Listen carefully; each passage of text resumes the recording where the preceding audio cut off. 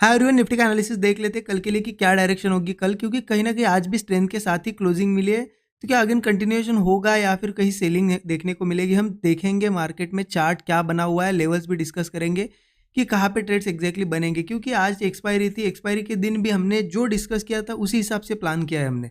और आज भी हमने सबसे बड़ा मूव, मतलब जिस मूव में सबसे ज़्यादा स्पाइक आया प्रीमियम में, वही मूव हमने कैच किया है, क्योंकि डिस्कशन भी बहुत क्लियर था। हमने कल ही देखा था, कल मैंने आपको क्लियरली बताया था कि ये जो बुलिश मूव देके क्लोजिंग दिया है तो मार्केट कहीं पे भी ओपन होगा, सपोर्ट फॉर्मेशन के बाद मार्केट ऊपर जाएगा तो हम बाय कर सकते हैं, क्लियरली मैंने बताया था आपको। और गैप डाउन की केस भी हमने डिस्कस की थी। अगर गैप डाउन वगैरह होता है, पहले जाता है नीचे, रिट्रेस होता है, होने दो। जब सपोर्ट फॉर्मेशन होगा उसके बाद हम जैसे ही सेटअप बनेगा बाइंग करेंगे। बस उसी तरीके से मैंने आज प्लान किया है। और ये ट्रेड, सेम ट्रेड मैंने शेयर भी कर दिया था स्टूडेंट ग्रुप में। कब प्लान किया, देखिए मार्केट ओपन हुआ, गैप डाउन, पहले थोड़ा रिट्रेस किया। क्यों रिट्रेस किया? क्योंकि ऑलरेडी कल अच्छा मूवमेंट हो चुका था। देखिए कल बहुत अच्छा मूव हो चुका था, तो आज ओपनिंग के बाद सीधा यहाँ से जाना पॉसिबल था नहीं, रिट्रेसमेंट तो आनी ही थी। और रिट्रेसमेंट आई भी, उसके बाद मार्केट ने सपोर्ट फॉर्म किया।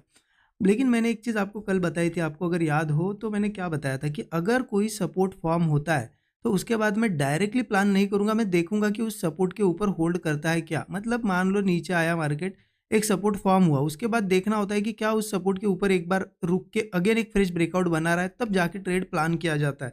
क्योंकि क्या होता है, कभी कभी पहले एक सपोर्ट बनता है, फिर मार्केट एक बार और नीचे आता है, लोगों को यहाँ पे पहले मतलब एंट्री करवाएगा, बायर्स को एक बार निकालेगा और फिर ऊपर जाता है। इसलिए मैंने वेट किया, कंफर्मेशन का वेट किया, मार्केट कंटिन्यू ऊपर ही जाता गया, मतलब यहाँ कोई थोड़ा रुका नहीं।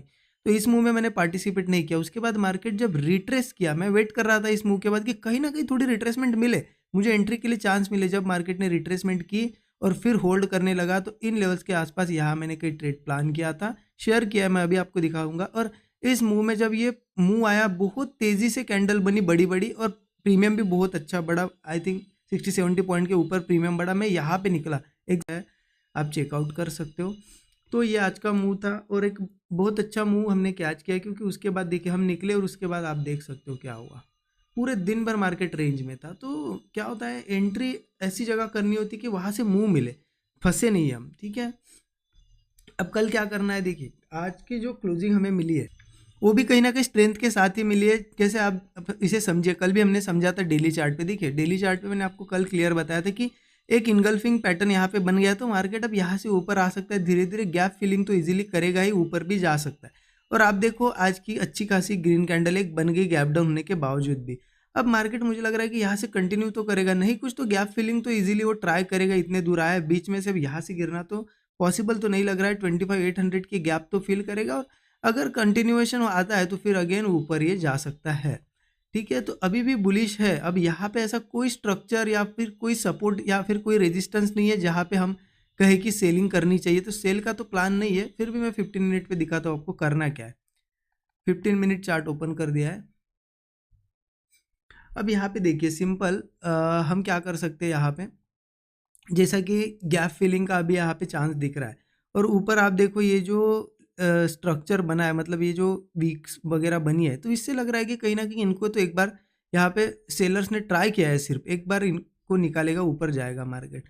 तो अगर यहीं पे कहीं ओपन होता है, फ्लैट ओपन होता है, या यहीं पे थोड़ा इस हाई के पहले पहले यहाँ कहीं ओपन होता है, तो देखो ऐसा कोई ब्रेकआउट बनता है क्या। ब्रेकआउट बनता है तो कॉल हम लेंगे इजीली। ये तो 25,800 तो इजीली मार्केट दे ही देगा। और ये अगर ब्रेक होता है, सस्टेन करने लगता है, तो अगेन अच्छा मोमेंटम हमें ऊपर की साइड मिलेगा।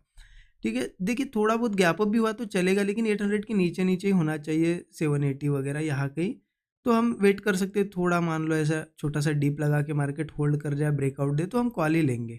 ठीक है, 800 के आसपास गैप अप होता है तो फिर थोड़ा इशू होगा, क्योंकि क्या होता है कभी कभी, अब देखिए सीधा 800 के आसपास या फिर इसके ऊपर गैप अप होगा तो मार्केट बढ़ नहीं पाता है सीधे सीधे, क्योंकि कंटिन्यू जा रहा है, यहाँ ओपन होगा फिर यहाँ से ऐसा, ये ऐसा स्ट्रक्चर नहीं बनता है। तो हो सकता है थोड़ा सा रिट्रेस करे, मतलब देखो आप वेट करो। मैं ये नहीं कह रहा हूँ कि गिरेगा यहाँ से, हो सकता है थोड़े बहुत ऐसे छोटे छोटे डिप्स लगाए, लेकिन अभी तो कोई ऐसा स्ट्रक्चर हमें दिख नहीं रहा है जिससे मैं आपको बोलूँ कि सेल करना चाहिए। तो मैं कहूँगा कि बाइंग ही करेंगे, लेकिन थोड़ा वेट कर सकते हो। अगर गैप अप होता भी है, थोड़ा बहुत रिट्रेस वगैरह करता है, करने दो। सपोर्ट जब बनेगा और सपोर्ट के बाद कंफर्म होगा, यहाँ पे सपोर्ट के बाद होल्ड करेगा, फिर फ्रेश ब्रेकआउट्स पे हम ट्रेड प्लान कर सकते हैं। ठीक है, क्योंकि देखिए सेलिंग यहाँ क्यों नहीं कर रहे, अगर मान लो मार्केट वीक होता, पूरी तरीके से वीक होता, ये सिर्फ रिट्रेसमेंट होती, तो यहाँ कहीं से सेल करना स्टार्ट कर सकते थे हम। लेकिन बाइंग मार्केट में कभी भी ऐसे टॉप पे सेल नहीं किया जाता है, बुलिश ही स्ट्रक्चर का वेट करना पड़ता है। अब सेलिंग कब कर सकते हैं? सेलिंग कर सकते हैं जब मार्केट में ये स्ट्रक्चर बना, ये स्ट्रक्चर अब चेंज होने लगेगा इस तरीके से, और एक बार चेंज हो जाएगा तब सेल हम स्टार्ट कर सकते हैं। सेलिंग अभी तो नहीं कर सकते। हाँ, एक बार ऐसा हो सकता है, मार्केट एक बार नीचे आ सकता है इस सपोर्ट के। क्यों? क्योंकि देखिए यहाँ से इस तरीके से ऐसा स्ट्रक्चर बन रहा है, राइट। अब एक बार होगा क्या, जो वीक हैंड्स होते हैं या नए लोग होते हैं उनको एक ब्रेकडाउन दिखाएगा, उनको लगेगा कि अब तो गिरने वाला है मार्केट, एक बार इस लेवल के नीचे भी जाता हुआ दिखा सकता है। लेकिन हमें ट्रैप में नहीं फंसना है, हम वेट करेंगे, भले ही कल गैप डाउन हो या कुछ भी हो, अगर एक बार इस लेवल के नीचे जाता भी है तो भी हम जाने देंगे, वेट करेंगे, क्योंकि इसके नीचे जाने के बाद जब सपोर्ट बनेगा और होल्ड करने लगेगा, फिर से अगेन ऊपर आ सकता है ये 800 वगैरह टेस्ट करने। इसलिए इसके नीचे जाता भी है तो जल्दबाजी मत करना, सेलिंग में वेट करो, जब सपोर्ट सस्टेन करेगा बाइंग ही करेंगे। सेल के लिए थोड़ा सा पेशेंस रखना पड़ेगा हमें, हम वेट करना पड़ेगा, उसके बाद जैसी स्ट्रक्चर बनेगा तब सेलिंग करेगा। अभी तो बाइंग का मार्केट है, बाय करेंगे। और कल जो भी सेटअप बनेगा मैं स्टूडेंट ग्रुप में ज़रूर शेयर कर दूंगा। ठीक है, कैसा लगा एनालिसिस ज़रूर कमेंट में बताइएगा। Thank you so much everyone.